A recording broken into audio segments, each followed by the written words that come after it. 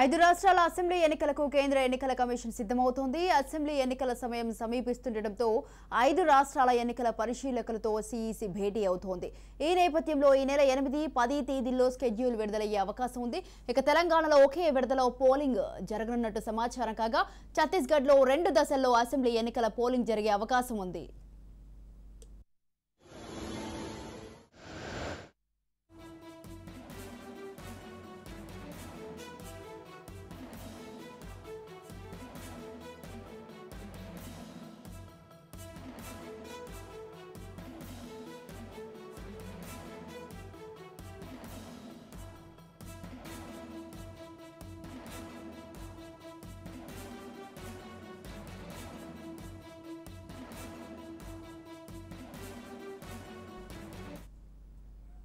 ఐదు రాష్ట్రాల అసెంబ్లీ ఎన్నికలకు కేంద్ర ఎన్నికల కమిషన్ సిద్ధమవుతోంది. అసెంబ్లీ ఎన్నికల సమయం సమీపిస్తుండటంతో ఐదు రాష్ట్రాల ఎన్నికల పరిశీలకులతో సీఈసీ భేటీ అవుతోంది.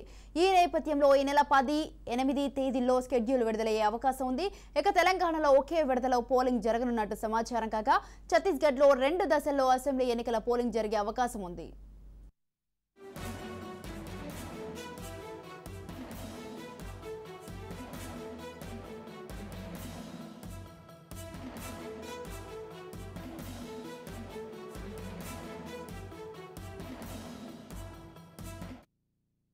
రైట్ కి ఇదే విషయంపై పూర్తి సమాచారాన్ని అందించడానికి మా ప్రతినిధి కౌండిన్య ఫోన్ లైన్ లో ఉన్నారు. కౌండిన్య 5 రాష్ట్రాల అసెంబ్లీ ఎన్నికలకైతే కేంద్ర ఎన్నికల కమిషన్ అయితే సిద్ధమవుతోంది. దీనికి సంబంధించి మీ దగ్గర ఉన్న తాజా అప్డేట్స్ ఏంటి?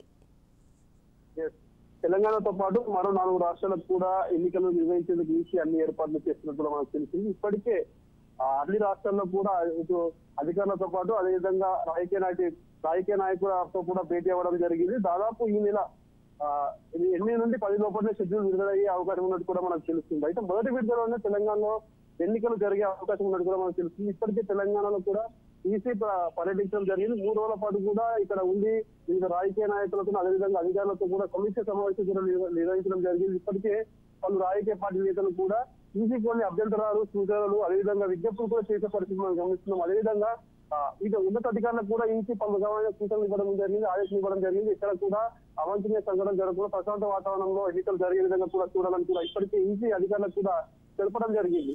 అయితే ఈసారి మొత్తం దాదాపు 3,20,00,000 ఓట్ల వరకు కూడా తెలంగాణలో ఉన్నట్టు మనకు తెలుస్తుంది. అయితే ఫ్రీ అండ్ ఫెయిర్ ఎన్నికల నిర్వహణ కోసం ఇప్పటికే ఈసీ అన్ని ఏర్పాట్లు చేస్తున్నామన్నట్టు కూడా మనకు తెలపడం జరిగింది.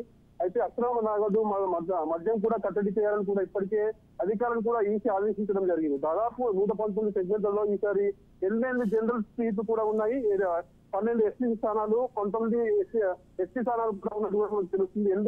80 ఏళ్ల పైబడిన వారు ఇప్పటికే దాదాపు 4,43,000 మంది ఓటర్లు కూడా ఉన్నారు.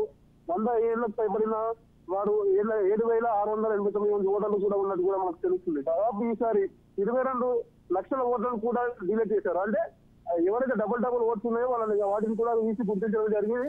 వాటిని కూడా తొలగించినట్టు కూడా మనకు ఇప్పటికే చెప్పడం జరిగింది. దాదాపు అన్ని పార్టీలతో కూడా దాదాపు 1000 సమావేశాలు కూడా నిర్వహించినట్టు కూడా ఇప్పటికే ఈసీ తెలపడం జరిగింది.